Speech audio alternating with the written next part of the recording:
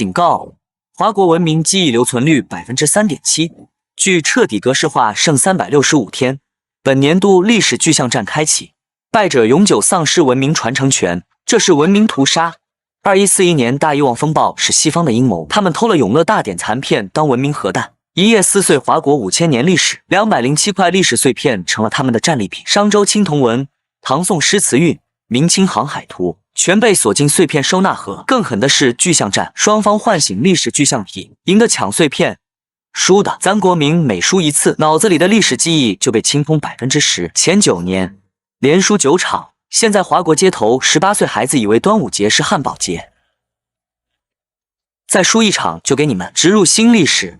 哥伦布发现长江，拿破仑修故宫，今天第10年决战日，这些卡片是华国最后火种，绝对不能再输了。这些具象体是用 3.7% 记忆凝的希望唤醒，要消耗守护者部分记忆，赢了才能获得碎片。淋雨，放弃吧。艾米丽的全息投影对到眼前，你们的文明早就是残次品，还要从这堆古董卡里找希望。我身后随便一个都能碾碎你的具象体。这一场郭靖对拿破仑，以我文明守护者之名唤醒。郭靖，西方文明授权具象化。拿破仑，艾米丽选了凡尔赛宫战场，这里开阔无遮挡。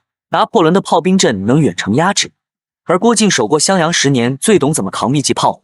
降龙掌的刚劲能劈火团，草原摔跤能近身破阵，炮口对准郭靖，炮管里的红光越来越亮。守孤城的武夫能接得住战神的炮。郭靖，记着你守襄阳的初心，你护过的百姓都在等你赢。奥斯特里茨迷雾，郭靖，用你在蒙古学的摔跤，迷雾里近身打，他的炮在雾里没用。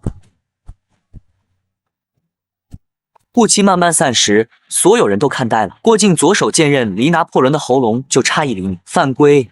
他用的不是武功，是摔跤。郭靖，蒙古出生，早年习的草原摔跤技，属历史真实技能。拿破仑见状只能拍地认输。南宋军民抗蒙使的碎片从他的军大衣里飘出来。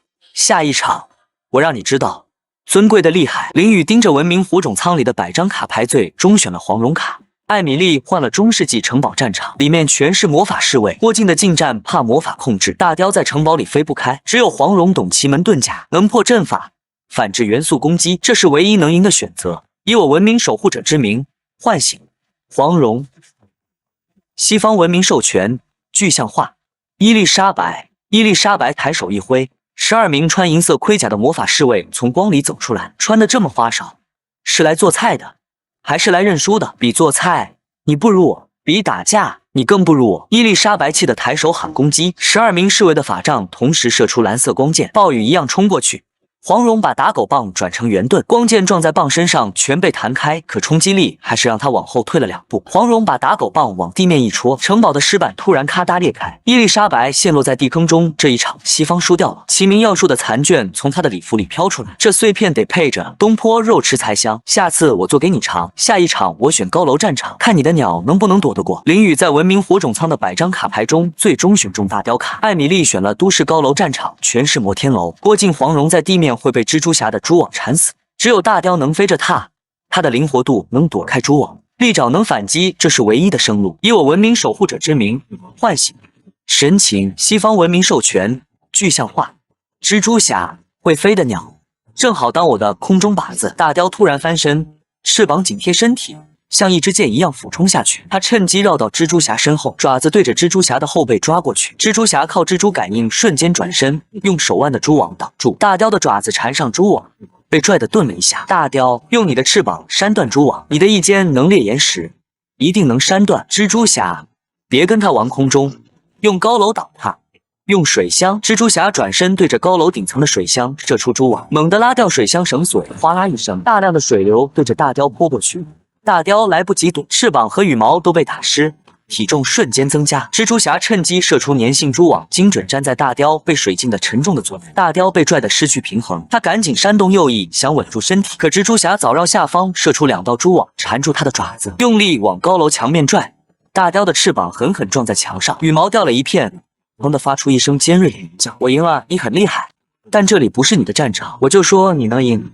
淋雨，你的鸟输了。大雕的身体慢慢化成光点，一块刻着神情羽毛的华国碎片从光点里飘出来，碎片被锁进碎片收纳盒。这一场华国战败，3场对决结束，现在华夏文明记忆率只剩 2.9%， 导致楼下小学生竟然问林宇武当是不是卖奶茶的。艾米丽还搁那放狠话，这把就把太极标成西方力学的小弟。艾米丽戳仲裁局控评，西方卡牌池刷弹出牛顿卡，艾米丽捏着牛顿卡笑到露牙。选个力学实验室战场，让老道士尝尝公式的厉害。林宇站在文明火种仓前，仓门一开，100张卡牌飞旋，3张卡啪的掉他手里，岳飞卡、李清照卡、张三丰卡。林宇盯着卡分析，岳飞近战怕远程剑，李清照控场扛不住机械臂，也就张三丰的太极能柔克刚，接得住力学攻击，以华夏守护者之名唤醒张真人。金光砸在实验室，白发道长踩太极不落地，道袍扫过公式，蓝光都落了3分。张三丰，武当创始人，太极劲能卸力转伤，之前靠这套功夫破过百种硬功。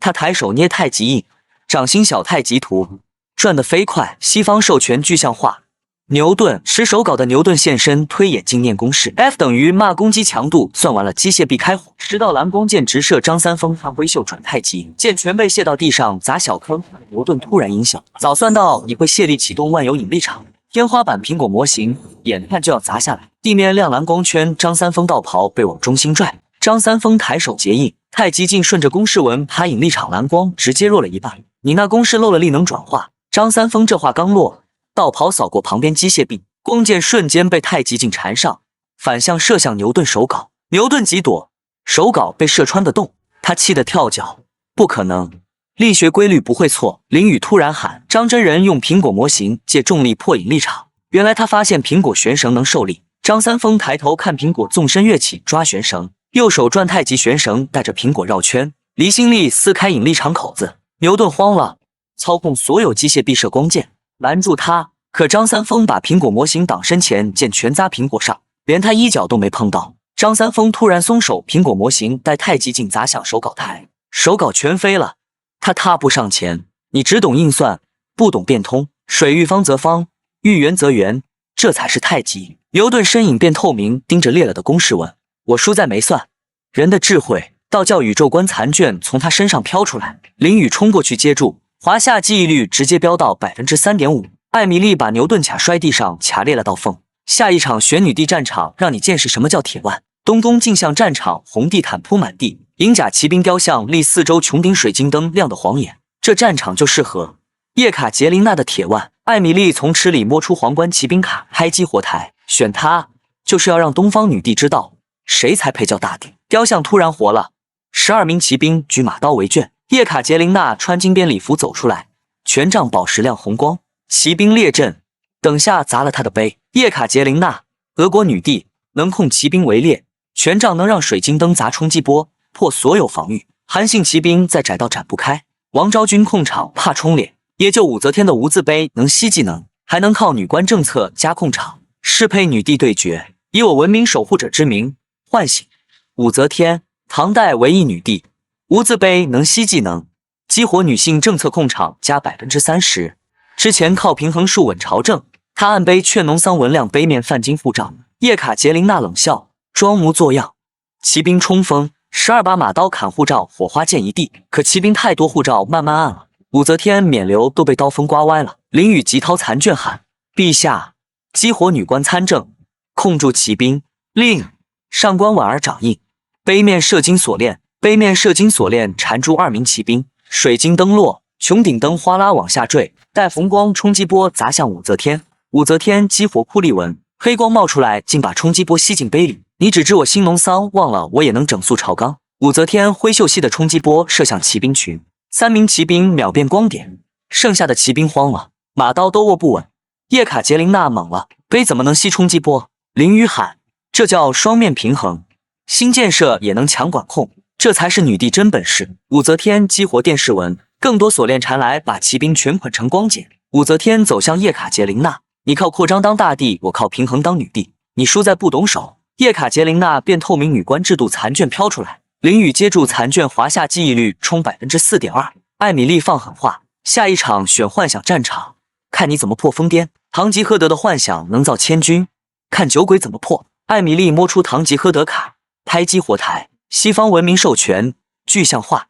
堂吉诃德，沙尘扬起，瘦马驮着羽毛的他现身，骑士团觉醒，风车秒变10个盔甲骑士，举枪围圈。堂吉诃德西班牙疯癫骑士，幻象刀枪不入，越疯越能踏。他挥矛冲锋，骑士举枪冲过来。淋雨的火种仓，3张卡掉出来：杨过卡、段誉卡、令狐冲卡。淋雨分析：杨过断臂怕围，段誉难瞄幻象，令狐冲独孤九剑破幻象，还能喝酒扩范围。适配草原，淋雨攥紧令狐冲卡，以华夏守护者之名唤醒令狐冲。金光落草原，令狐冲化九湖采草落地。令狐冲衡山掌门，独孤九剑破百招，喝酒扩范围，之前破过上百阵法。令狐冲灌口酒，剑刃泛青光。酒鬼骑士冲，令狐冲挥剑砍骑士，剑直接穿过去，是幻象。他后跳，可骑士围过来，枪尖快出胸口。令狐冲灌酒，范围扩大，剑扫过骑士，发现个没亮光的盔甲缝，弱点在这，戳过去，骑士变风车碎片。可剩下的骑士突然变20个，就在枪要刺中时，令狐冲丢剑滚向竹影。草原边竟有华夏竹林，火种仓带的华夏元素。令狐冲抓竹枝，把酒洒上面。独孤九剑无招胜有招，竹枝也能当剑。他挥竹枝扫骑士，沾酒的竹枝竟戳破幻象。原来酒精能让幻象显形。堂吉诃德急了，我的骑士团不会输。他挥矛，风车全变骑士，足足50个。可令狐冲踏竹影穿梭，竹枝扫过，骑士全现形。堂吉诃德边踏边喊：你的自由是疯癫，我的是守本性。淋雨举是说星宇喊：姐，未尽风度，月明教而任自然。令狐冲长啸，声波震的风车晃，骑士盔甲缝全亮。弱点暴露，他戳向最前面的骑士，连带其他骑士全崩解。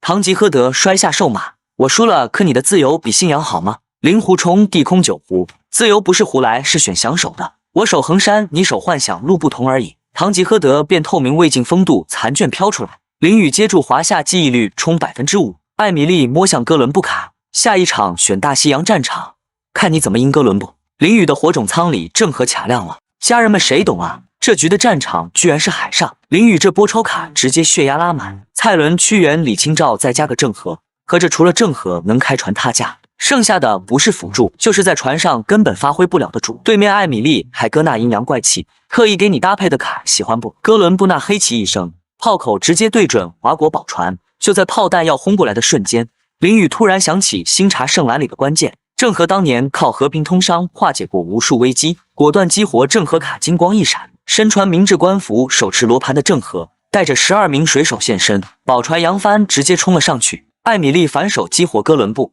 举着望远镜就放狠话：那大木船就是咱们的战利品。火炮哐哐开炸，结果郑和掏出新茶圣篮一挡，输液直接变光盾。咱不想踏架，只想通商。哥伦布冷笑：强者才配拥有海洋。红光炮弹击穿光盾，炸在甲板上。危急时刻，淋雨喊出关键：别忘了你的初心是交流。船上的丝绸瓷器就是善意啊！下一秒，宝船里飘出无数丝绸瓷器虚影，落在哥伦布船上，神奇的来了。对方火炮直接哑火，海盗小弟们也开始消失。哥伦布当场猛圈，文明的力量这就开始发力了。哥伦布破防大喊：破布破罐子有屁用，老子要黄金土地！结果手下水手盯着丝绸瓷器全愣了，想起老家亲人根本下不去手。哥伦布急眼要自己上，直接被一道蓝光弹飞。郑和指着宝船帆上的航海图对他：咱从华国到印度走哪都是和平，你呢一路就知道抢。艾米丽在后台急得跳脚：别信他，放大招啊！哥伦布掏出黄金徽章，瞬间用黄金幻影控制住水手，火炮又对准了宝船。就在这时，郑和踏开水密隔舱，海水涌进来，非但没沉，反而化成水遁。这是咱明朝的造船技术，你追黄金，咱追天下大同，这就是差距。话音刚落，水遁变和平鸽飞过去，黄金幻影直接消散。原来探索不是征服啊！淋雨刚拿到碎片，艾米丽盯着金属舱放狠话：下一场让你看看残缺的真正力量。新战场切换到维也纳金色大厅，这次的对决主题是如何在残缺中绽放力量。淋雨看了看手里的卡，张仲景、鲁班西施全是废卡，只剩杨过能顶，因为杨过断臂后物件的精神，正是东方对残缺超越的最佳诠释。艾米丽坐在钢琴旁嘲讽：一个断了胳膊的武夫，懂什么叫艺术里的苦难？激活贝多芬。淋雨咬着牙激活杨过卡，金光闪过，穿灰袍的杨过主玄铁重剑而立。你的旋律是苦难的呐喊，我的剑是苦难里站起的心气。贝多芬根本不给机会，弹出月光奏鸣曲的清冷旋律，银色绝望冷雾裹住杨过。林宇急得大喊：“想你在绝情谷等小龙女16年，你连等待的苦都扛过，还怕这个？”杨过眼神一亮，独臂的意志顺着重剑炸开，暂时冲散了冷雾。但贝多芬的命运节奏越来越快，这场精神拉锯战太难了。刚冲散冷雾，贝多芬直接将命运的苦难重音与欢乐颂的希望高音叠在一起，形成在苦难中追寻希望的金色巨潮，拍向杨过。杨过握紧重剑，将断臂物剑的专注与16年等待的坚韧拧成一道青芒，劈向巨潮。怎料下一秒，青芒刚撞上巨潮就开始消散，杨过被巨潮掀得后退数步，独臂抖得握不住剑。艾米丽大喊，用致爱丽丝的温柔陷阱瓦解他的意志。贝多芬指尖一转，弹出致爱丽丝的轻柔旋律。杨过眼神瞬间恍惚，林宇急喊：“别忘，你是靠苦难站起来的！”可已经晚了。安逸幻象缠住他的意志，重剑当啷落地。贝多芬看着他叹道：“你的坚韧很可敬，但在用艺术驱散苦难的战场，你终究水土不服。”杨过的身影化作光点消散，林宇攥着碎片不甘，艾米丽却已开启下一个擂台。刚输一场，林宇就被拽进长安酒肆。系统这局匹配的是文学对决战场。艾米丽晃着莎士比亚卡嘲讽：“废卡一堆，这把你输定了。”莎士比亚手持剧本现身，一开口就念哈姆雷特：“生存还是毁灭？”紫色哲丝迷雾直扑而来，让人昏沉。林宇立刻激活李白卡，金光闪过，白衣李白拎着酒葫芦落地，灌一口酒就挥袖扫散迷雾。哪来那么多废话？莎翁不死心，用麦克白变出金锭诱惑，写赞美权势的诗，这些全给你。写下安能摧眉折腰事权贵，金光筑墙挡下诱惑。艾米丽急喊，用李尔王的背叛拷问。莎翁阴笑翻页，大招要来了。李尔王书页刚翻开，灰色的背叛拷问，铁链就哐当缠上李白手腕。莎士比亚冷笑着施压：“你受唐玄宗恩宠却被遣返，这是赤果果的背叛。你的诗不过是借酒消愁的牢骚。”铁链越收越紧，这招的核心就是否定他的人生价值，瓦解具象化的力量。李白却突然仰头大笑，将酒葫芦往桌上一蹲，挥笔就写：“天生我材必有用。”金色诗句化作一道光刃，瞬间将铁链撑开寸许。我李白的本事从来不是靠帝王恩宠。他朗声道，又蘸墨写下：“长风破浪会有时。”诗句凝成一面巨帆，狠狠撞在铁链上，直接崩开一道大口子。莎士比亚急了，催出更多铁链缠上来，连个安稳落脚的都没有，谈什么破浪？李白眼神一厉，写下黄河之水天上来。金色的黄河虚影从诗句中涌出，如狂涛般冲散剩余铁链。我见过大河奔涌，山川壮阔，这点漂泊算得了什么？没等莎翁稳住阵脚，诗句化作漫天箭雨，射穿了他的剧本。莎士比亚的身影渐渐透明，你的诗里有股压不住的豪情。我输了。诗仙碎片飘到林宇手中，文学战场收官。艾米丽踩在方阵顶上狂笑：“林宇，今儿让你见识啥叫战术爹！”他拍亮西方金属舱，汉尼拔裹红袍，拎青铜剑蹦出来，身后200个罗马兵举头毛列阵，马蹄子踏的地面裂细纹。人物背景：迦太基战神靠绕后偷袭，把罗马军团按在海边奏战术，和到欧洲人记了一辈子。林宇攥拳骂街，扁鹊救死扶伤的，蔡文姬只会弹琴，也就霍将军的闪电战能破这铁疙瘩阵。以华国守护者之名唤醒冠军侯霍去病，金光裹着马蹄声炸开，霍去病穿玄甲，我长戟落地，身后800轻骑兵举弓列阵，玄甲上的汉字都在发光。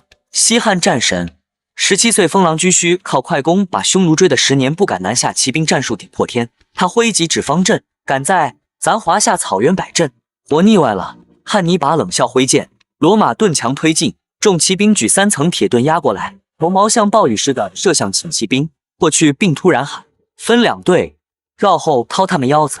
轻骑兵瞬间拆成左右翼，贴着黄沙飞冲，可罗马盾墙密得连剑都穿不透。林宇急得拍腿，突然举着汉书狂喊：“霍将军，用火攻，缠麻布浇酒，烧他们的盾！”铁盾瞬间烧得通红，罗马兵烫得松手扔盾。霍去并趁机挥戟冲阵，跟我杀！长戟直接戳穿一个骑兵的甲胄，轻骑兵像尖刀似的扎进方阵缺口。汉尼拔急得吹青铜号角，远处冲来100个迦太基刀斧手，想断霍去病后路。林宇突然喊：“霍将军，按狼居胥印记，能照汉军援军。”霍去并按向玄甲上的印记，金光里蹦出200个虚拟汉军骑兵。汉尼拔懵了：“你咋还有后手？我华国的战术是为守护疆土，不是你那套抢地盘的殖民把戏。”霍去并挥戟劈向汉尼拔，长戟擦着他红袍划过。汉尼拔盯着汉军阵旗：“我输在没懂真正的战术，是维护人不是杀人。”华夏记忆率刷冲到6.8%，汉代西域地图残卷飘进林宇手里，艾米丽气得踹金属仓。雅典卫城战场，苏格拉底穿长袍拎书卷现身。林宇今儿比脑子，苏格拉底翻书卷，指尖划过，指尖划我思故我在。我先问你，文明的良知能证明它存在吗？灰色哲学迷雾瞬间裹向林宇。林宇钻卡分析墨子的兼爱太泛，便不过绕弯子的哲学。荀子的性恶论跟良知反着来，只会被抓漏洞。也就阳明先生的知行合一能扛。唤醒王阳明，金光落石柱旁。